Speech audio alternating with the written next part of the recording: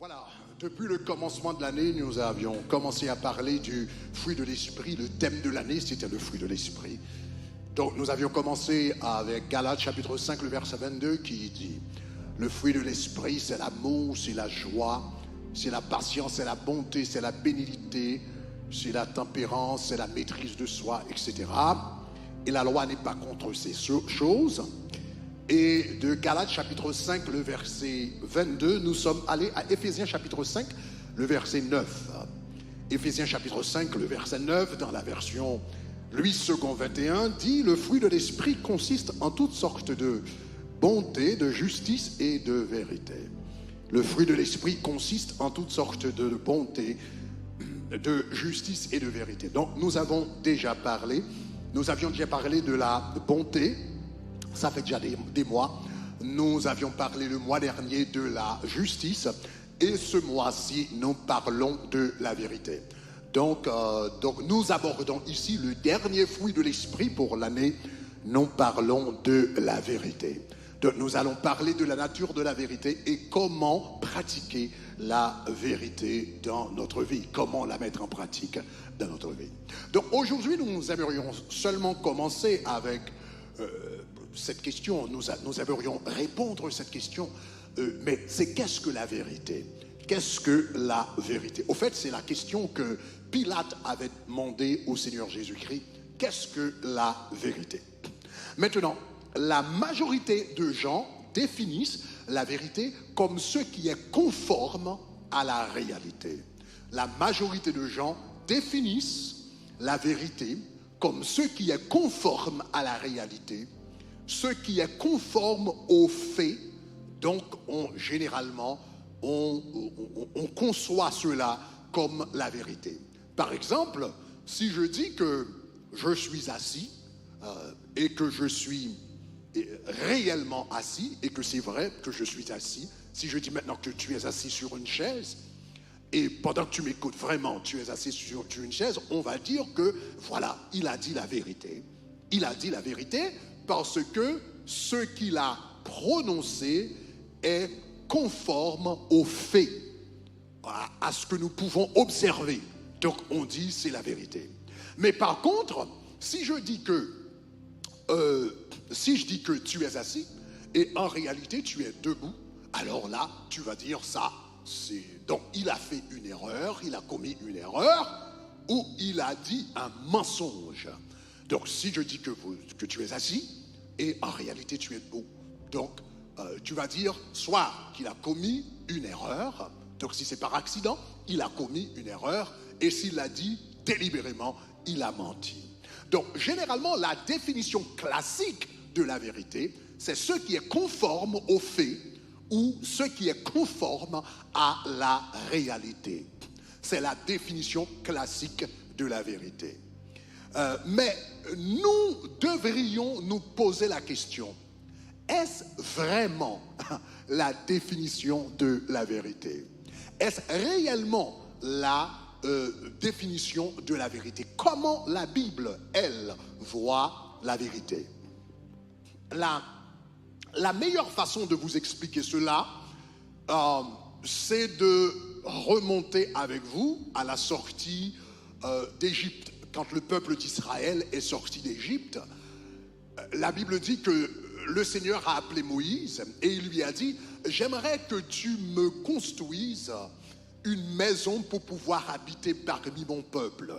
J'aimerais que tu me construises un tabernacle. Donc le Seigneur a appelé Moïse, il l'a appelé au sommet de la montagne. Il l'a fait voir une vision d'un temple, d'un tabernacle qui comportait 3 parties. Premièrement un parvis, deuxièmement un lieu saint et troisièmement un lieu très saint. Et Dieu lui a dit dans Exode chapitre 26, le verset 30, le Seigneur lui dit: tu dresseras le tabernacle d'après le modèle qui t'est montré sur la montagne. Tu dresseras le tabernacle d'après le modèle qui t'est montré sur la montagne. Donc voilà, le Seigneur a appelé Moïse, il l'a appelé au sommet de la montagne. Donc il lui a donné une vision d'un tabernacle céleste, il lui a donné une vision d'un tabernacle spirituel, en tout cas qui existait dans un autre monde.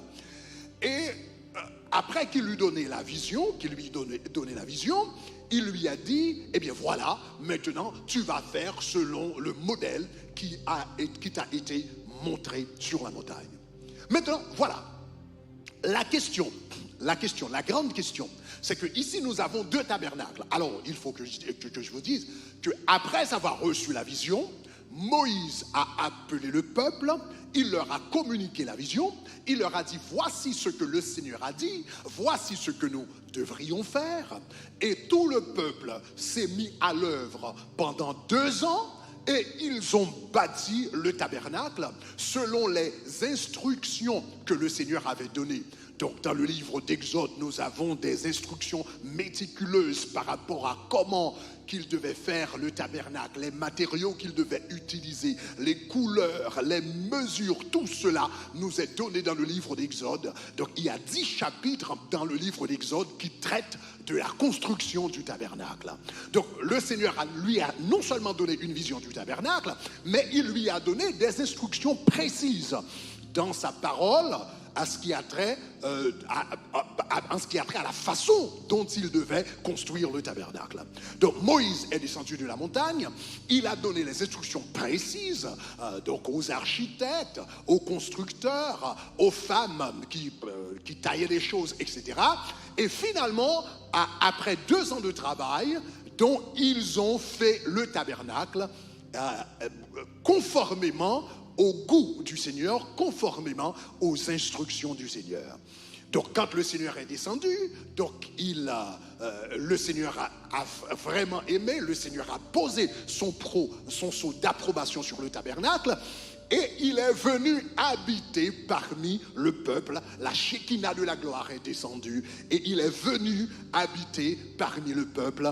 Et à partir de ce moment, les sacrificateurs ont commencé à présenter leurs offrandes et leurs sacrifices sur une base quotidienne devant la présence de Dieu. Donc voilà. Ici, nous avons 2 tabernacles. Il y avait premièrement le tabernacle terrestre, il y avait premièrement le tabernacle céleste que Moïse avait vu dans une vision, et il y a deuxièmement le tabernacle terrestre que le peuple d'Israël avait construit de leurs mains. Je reprends, il y avait 2 tabernacles. Il y avait le tabernacle céleste que Moïse avait vu dans une vision, et il y a le tabernacle terrestre que le peuple avait construit de leurs mains. Donc maintenant, la question c'est lequel de ces 2 tabernacles était le vrai tabernacle? Lequel était le vrai? Maintenant, la majorité de gens répondraient que, voilà, le vrai tabernacle, c'était le tabernacle que les gens pouvaient toucher, c'était le tabernacle qu'ils pouvaient voir. C'était le tabernacle qu'ils pouvaient palper. C'était le tabernacle qui était tangible. C'était le tabernacle qui était visible. C'était le tabernacle qu'ils voyaient chaque jour devant eux. Ça, c'était le vrai tabernacle. La majorité de gens, c'est la réponse qu'ils auraient donnée. Mais regardez ce que la Bible dit par rapport à la nature de la vérité, lequel était le vrai tabernacle. Regardez ce que la Bible nous dit par rapport à cela. Lisons dans Hébreux chapitre 8, les versets 4 et 5. Dans Hébreux chapitre 8, le verset 4 et 5, et l'auteur de l'épître aux Hébreux maintenant, nous sommes maintenant des siècles plus tard, à peu près 15 siècles plus tard, 1500 ans plus tard, l'auteur de l'épître aux Hébreux, parlant du tabernacle terrestre dans lequel les sacrificateurs exerçaient leur ministère, et il dit cela: s'il était sur la terre, alors maintenant il parle de Jésus, il dit s'il était sur la terre, il ne serait même pas sacrificateur. Puisque là sont ceux qui présentent des offrandes selon la loi. Ok, s'il était sur la terre, il ne serait même pas sacrificateur, puisque là, ce sont ceux qui présentent des offrandes selon la loi, lesquels célèbrent un culte, image et ombre des choses célestes, selon que Moïse en fut divinement averti lorsqu'il allait construire le tabernacle. Maintenant, il y a plusieurs éléments à souligner dans ce texte. Premièrement, soulignons que l'auteur de l'Épître aux Hébreux admet que le tabernacle terrestre était réel. Soulignons que le texte nous dit que le tabernacle était réel. Regardons une fois le texte. Le texte dit s'il était sur la terre, il ne serait même pas sacrificateur, puisque là sont ceux qui présentent des offrandes selon la loi. Là, ce sont ceux qui présentent des offrandes selon la loi. Donc, en d'autres termes, l'auteur de l'Épître aux Hébreux admet que le tabernacle terrestre était réel. Le tabernacle terrestre était palpable. Le tabernacle terrestre était tangible. Le tabernacle terrestre, c'était une réalité humaine. Donc, la porte, c'était réel. L'autel des reins, c'était réel. Donc, le lavoir, c'était réel. La cuve des reins, c'était réel. Le chandelier d'or, c'était réel. La table d'épée des propositions, c'était réel. L'autel des parfums, c'était réel. L'arche de l'alliance dans le lieu très saint, tout ça, c'était réel. L'auteur ici ne discute pas, il ne remet pas en question la réalité du tabernacle. Il dit que les sacrificateurs y présentaient leurs offrandes chaque jour. Donc matin et soir, ils présentaient l'offrande du matin, ils présentaient l'offrande du soir, ils présentaient leur offrande chaque sabbat, ils présentaient leur offrande chaque nouvelle lune, c'est-à-dire chaque mois, ils présentaient leur offrande chaque fête, la fête de Pâques, la fête des Pentecôtes, la fête des tabernacles. C'était un tabernacle réel. Donc il n'y a pas de doute là-dessus. L'auteur nous dit ici que le tabernacle était réel. Mais par contre, il va ajouter quelque chose de très intéressant. Regardez ce qu'il dit maintenant plus tard dans le texte. Dans le texte, il dit, donc le verset, je vous relis le verset, le verset dit, s'il était sur la terre, il ne serait pas même sacrificateur, puisque là sont ceux qui présentent des offrandes selon la loi. Et puis maintenant, regardez la deuxième partie du texte. La deuxième partie du texte dit, lesquels célèbrent un culte, image et ombre des choses célestes. La Bible dit, lesquels célèbrent un culte, image et ombre des choses célestes. Maintenant, remarquez avec moi, regardez avec moi. Le texte nous dit que le tabernacle était réel. Le tabernacle était tellement réel que les sacrificateurs y présentaient leur offrande chaque jour, chaque semaine, chaque mois et chaque fête. Pourtant, le texte nous dit que ce tabernacle, c'était une image.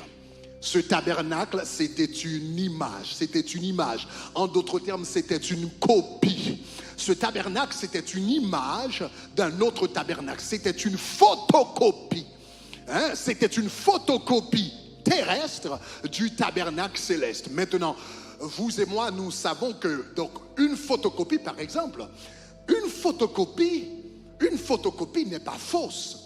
Par exemple, si tu te rends quelque part et tu fais une photocopie de ton acte de naissance, la photocopie n'est pas fausse, mais la photocopie n'est pas l'original non plus. La photocopie n'est pas fausse, mais la photocopie n'est pas l'original. Donc si tu as des titres de propriété, tu as acheté par exemple un terrain et tu veux le revendre, donc tu as les titres de propriété, tu as les documents et tu as des photocopies. Maintenant, tu te présentes au notaire et tu dis, voici, il y a ce monsieur qui est assis à ma droite, j'aimerais donc lui vendre mon terrain, etc. Donc on a conclu, donc la transaction a été conclue pour tant et tant, etc. J'aimerais lui donner ce terrain ou bien vendre ce terrain. Voici, je vous apporte les photocopies de mes titres de propriété. La première question que va vous poser le notaire, mais monsieur, où sont les originaux? Où sont les originaux? En d'autres termes, la photocopie c'est bien, mais la photocopie n'est pas fausse.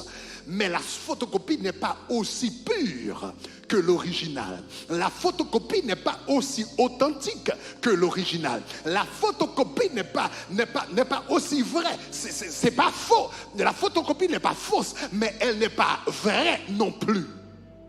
Donc, en d'autres termes, la Bible nous dit que les gens ici, les sacrificateurs présentaient leur sacrifice dans un temple qui était la photocopie du tabernacle terrestre, du tabernacle céleste. Maintenant, qu'est-ce que cela veut dire? Cela veut dire tout ce que nous voyons dans le monde, la réalité. Plus tard, l'auteur de l'Épître aux Hébreux va dire au sujet de Jésus, dans Hébreux chapitre 10, il est entré dans le tabernacle le saint et le plus parfait. Il est entré dans le tabernacle le plus saint et le plus parfait, qui n'est pas fait de main d'homme, c'est-à-dire qui n'est pas de cette création. En d'autres termes, tout ce qui fait partie de cette création n'est pas parfait. Tout ce qui fait partie de cette création n'est pas vraiment pur, n'est pas vraiment authentique. Cette création, ce n'est pas l'original.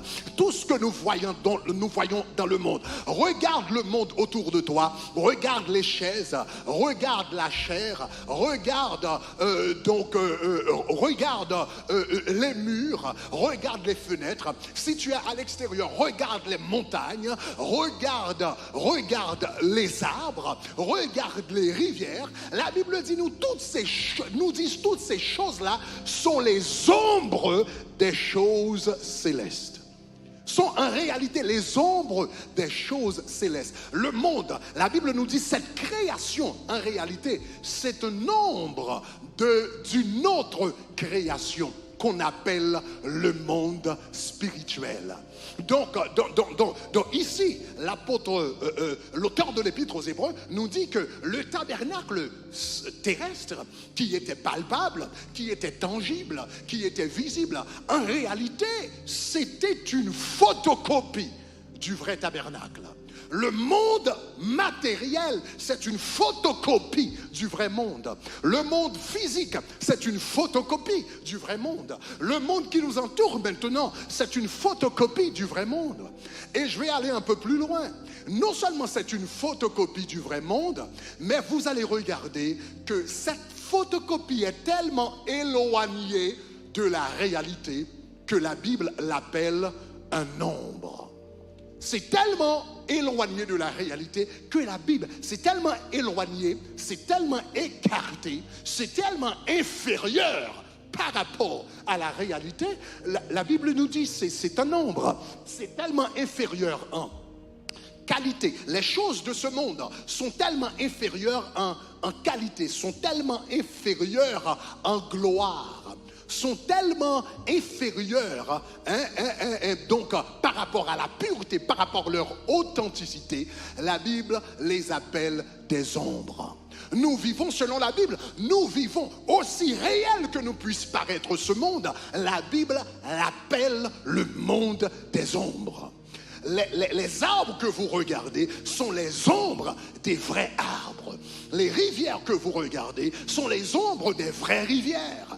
Les montagnes que vous regardez dans toute leur beauté et toute leur gloire sont les ombres des vraies montagnes que nous avons dans le monde spirituel et que nous avons dans le ciel. Donc les rivières de ce monde sont les ombres de la vraie rivière qui coule du trône de l'agneau. Les arbres que nous regardons sont les ombres de l'arbre de vie qui existe dans la présence de Dieu.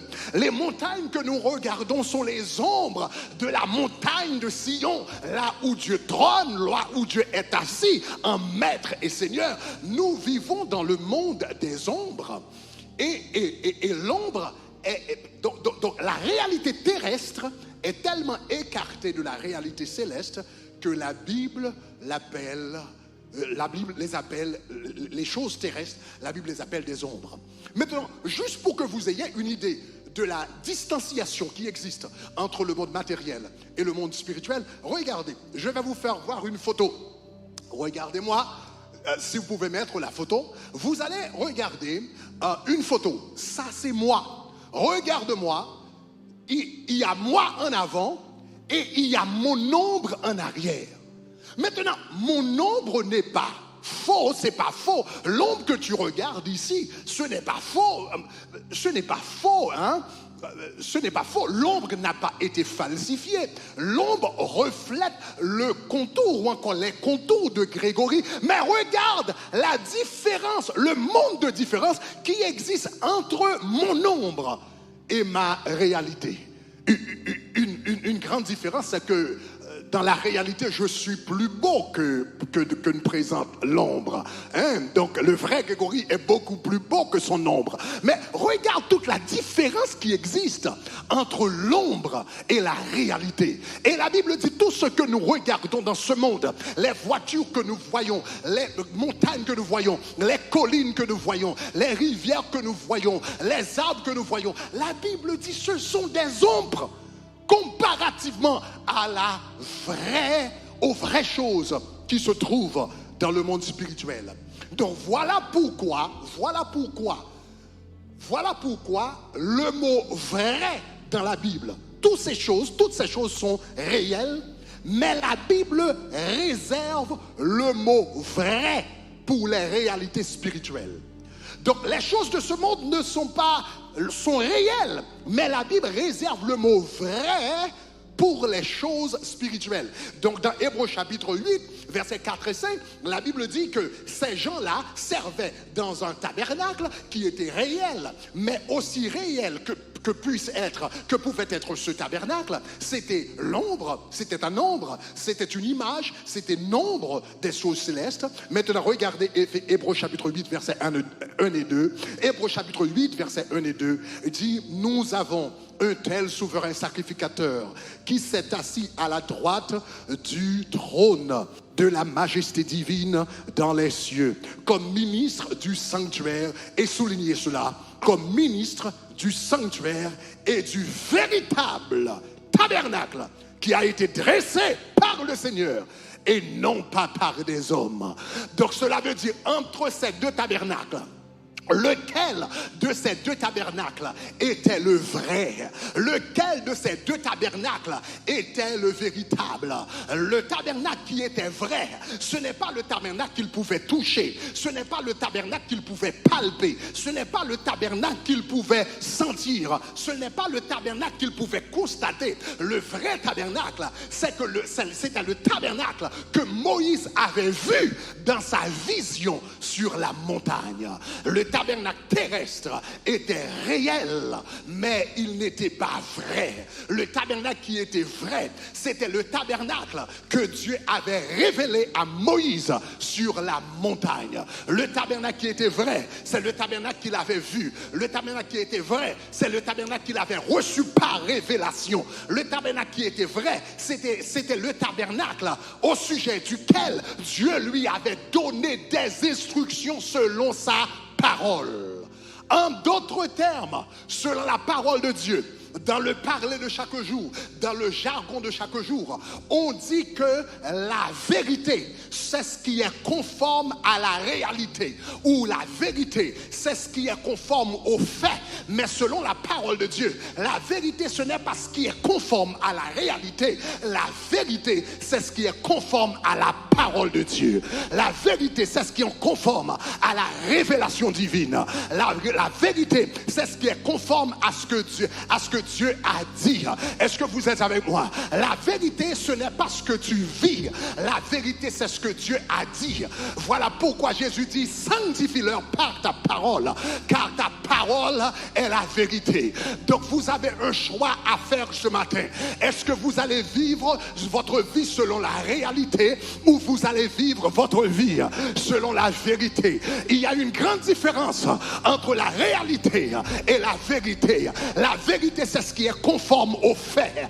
La réalité, c'est ce qui est conforme aux faits. La réalité, c'est ce qui est conforme à nos observations. La réalité, c'est ce qui est conforme aux données. Mais la vérité, c'est ce que Dieu dit dans sa parole. La vérité, c'est ce que Dieu prononce dans les Saintes Écritures. La vérité, c'est ce que Dieu a révélé à travers sa parole à vous et à moi. Donc vous avez un grand choix à faire. Quelle vie allez-vous mener? Est-ce que vous allez vivre selon la réalité? Est-ce que vous allez vivre selon ce que vous voyez? Est-ce que vous allez vivre selon ce que vous ressentez? Est-ce que vous allez vivre selon ce que vous pouvez toucher? Oh, Oh, si vous avez pris la décision de mener votre vie selon la réalité, selon ce que vous pouvez toucher, selon ce que vous pouvez sentir, selon ce que vous pouvez voir, alors là, vous allez vivre dans le monde des images et dans le monde des ombres. Mais il y a un monde encore supérieur, il y a un monde encore plus puissant qui s'appelle le monde de la vérité. Le monde de la vérité, c'est ce que la parole de Dieu dit. Donc, il vous faut une repentance, il vous faut un changement de mentalité pour passer de la mentalité de réalité à la mentalité de vérité.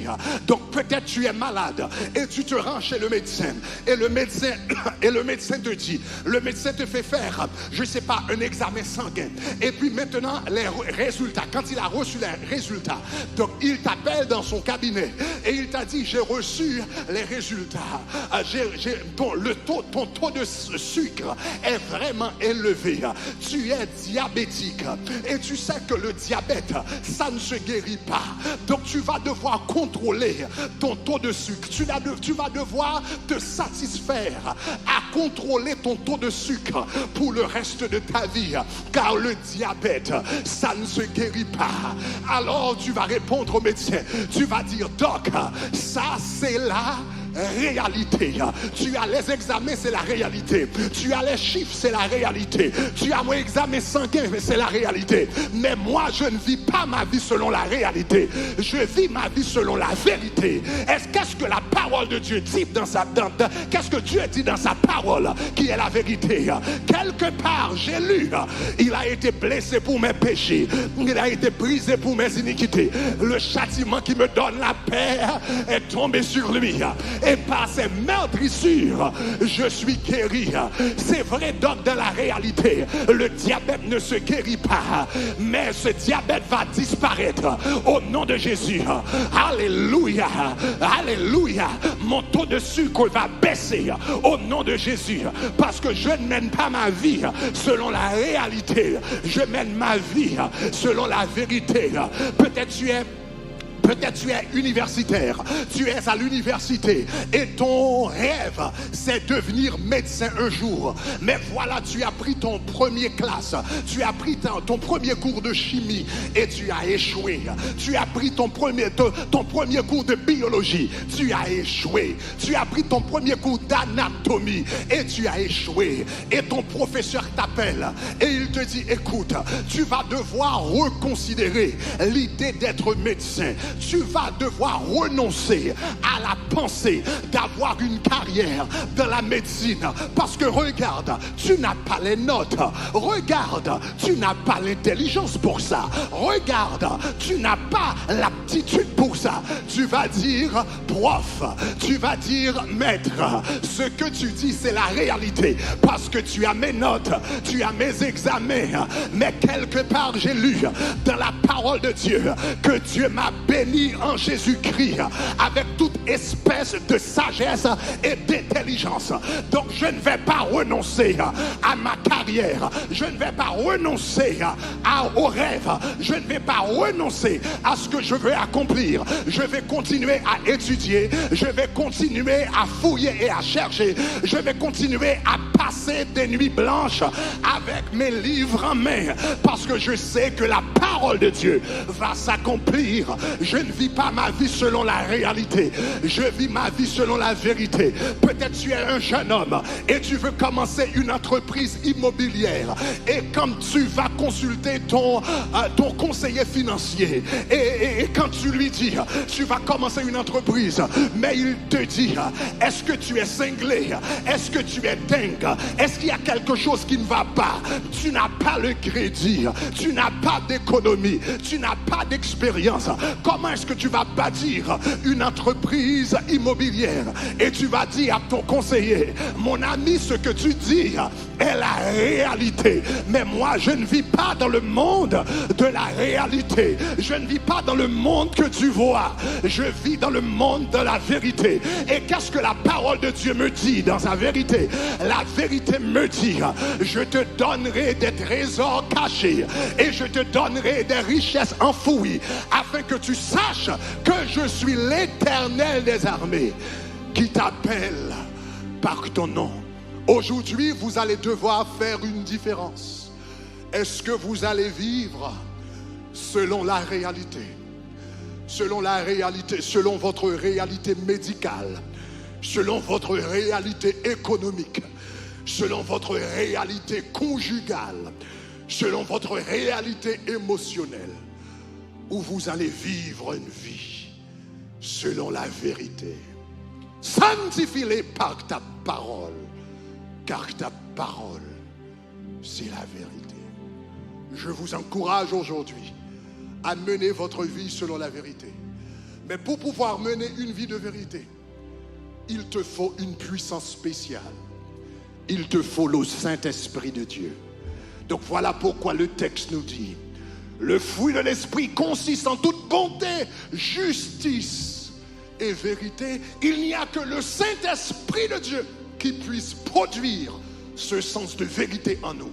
Il n'y a que le Saint-Esprit de Dieu qui puisse nous transporter au-delà de nos réalités quotidiennes pour dire: aujourd'hui tu rentres dans le monde de la vérité, dans le monde des choses spirituelles, dans le monde des réalités célestes, dans le monde de Dieu même.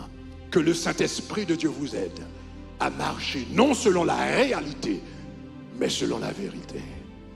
Au nom de Jésus. Seigneur, nous te remercions pour ta parole. Nous te remercions pour ton enseignement. Nous te remercions pour tout ce que tu as fait dans notre vie, oh Seigneur. Oh, merci Seigneur. Merci Seigneur. Ta parole dit: il n'y a maintenant aucune condamnation pour ceux qui sont en Jésus-Christ. Les médecins peuvent nous condamner, les avocats peuvent nous condamner. Oh, le comptable peut nous condamner. Peut nous dire qu'il n'y a pas d'espoir, selon les données, selon les chiffres, selon toute analyse logique. Il n'y a pas d'espoir. Mais gloire à Dieu Seigneur, qu'à travers le Saint-Esprit de Dieu, nous pouvons transcender le monde de la réalité pour entrer dans le monde de la vérité. Seigneur, équipe-nous, transforme-nous. Aide-nous, Seigneur, à changer de mentalité afin que nous puissions vivre la façon que toi, tu veux que nous le fassions. Nous remercions, nous te remercions.